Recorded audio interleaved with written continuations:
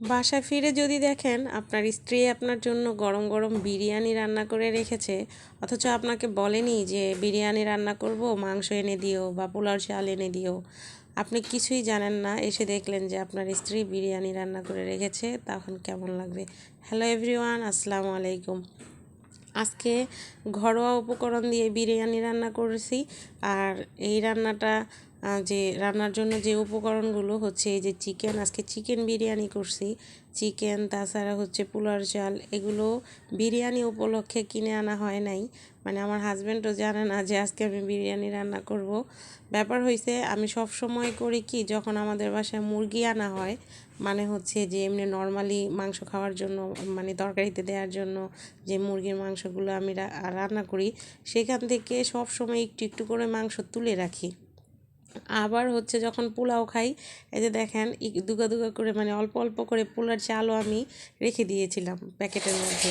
তো এইভাবেই হচ্ছে আমি পোলার চাল আর মুরগির মাংস জমায় জমায়, মানুষ যেমন ব্যাংকে টাকা জমায়, আমি এগুলো জমায় জমায় রাখছিলাম। সাথে বাচ্চাদের জন্য একটু আলু ভেজে নিছি। তো ভাবলাম আজকে হচ্ছে আলু দিয়ে মাংসই রান্না করতাম। হঠাৎ করে মনে পড়লো যে এই মাংসগুলো হচ্ছে আমি একটু একটু করে জমায় রাখছিলাম, যেহেতু এটা দিয়ে বিরিয়ানি পাক করি, আমার একটু একটু পোলার চাল আছে, একটু মাংস আছে, এগুলো দিয়ে ফ্রিজের এক কোনায় কোনায় আমি রেখে দিতাম। তো যাই হোক, মাংসগুলো আমি গ্যাসের চুলায় রান্না করে অবশেষে হচ্ছে রাইস কুকারে এগুলো তুলে দিব একসাথে মিক্স করে।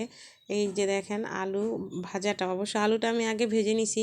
বিরিয়ানিতে আমি ছোট গোল গোল যে আলুগুলো, ওগুলোই পছন্দ করি, কিন্তু ওগুলো ছিল না, তাই বড় আলুটা একটু বড় পিস করে, মানে টুকরো করে তারপরে ভেজে সাথে দিয়ে দিছি। আর ওইদিকে হচ্ছে মাংসটা হয়ে গেছে।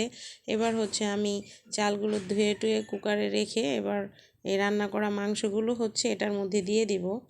আর একটু শর্টকাটে রান্না করছি, কারণ হচ্ছে প্ল্যান ছিল অন্য কিছু রান্না করব, কিন্তু হঠাৎ করে মনে পড়লো যে একটু জমানো মাংস আছে, জমানো চাল আছে, সেটা দিয়েই আমি বিরিয়ানি রান্না করব বাচ্চাদের জন্য, বা হাজব্যান্ড এসে যাতে বুঝে, মানে অবাক হয়ে যায় যে হ্যাঁ যাচ্ছি, যে কী জন্য, মানে কোথা থেকে পাইলো মাংস, আবার আমি তো মাংস কিনে দিই নি কে, কিন্তু তারপরও হচ্ছে কিভাবে কোথা থেকে মাংস নিয়ে বিরিয়ানি রান্না করলো। আচ্ছা, গেটটা খুলে দেবো, দাঁড়াও। তো যাই হোক, অবশেষে আমি সব কিছু দিয়ে উপরে একটু কাঁচামরিচ দিয়ে হচ্ছে করে দিছি, এই রাইস কুকারে চালগুলো দিয়ে দিছি। তারপরে হচ্ছে কয়েকবার এর মধ্যে নেড়ে চেড়ে দিছিলাম যে বিরিয়ানিটা যাতে নিচে না লাগে। তো আলহামদুলিল্লাহ সুন্দরভাবে পারফেক্ট ঝরঝরে একটা বিরিয়ানি হয়েছে। আর আমি যে ঢাকনাটার উপরে একটু টিস্যু দিয়ে ভাপটা বন্ধ করে দিছিলাম। এভাবে রান্না করলে 2-3 বার আর কি যায় একটু নাড়াচাড়া দিয়ে দিতে হইব, তা না হলে মশলাটা নিচে লেগে যায়। তো অবশেষে ফাইনালি আমার হচ্ছে জমানো মাংস আর পোলার চাল দিয়ে বিরিয়ানি রান্নাটা হয়ে গেল। এই তো, সবাই ভালো থাকবেন। আপনারা চাইলে এইভাবে একটু একটু করে মাংস সেভ করে, মানে মাংস তুলে রেখে সেটা একদিন হঠাৎ করে কাজে লাগাতে পারবেন। আমি এভাবেই একটু একটু করে রেখে দিই, তারপরে নুডলস খাই বা বিরিয়ানি খাই। ভালো।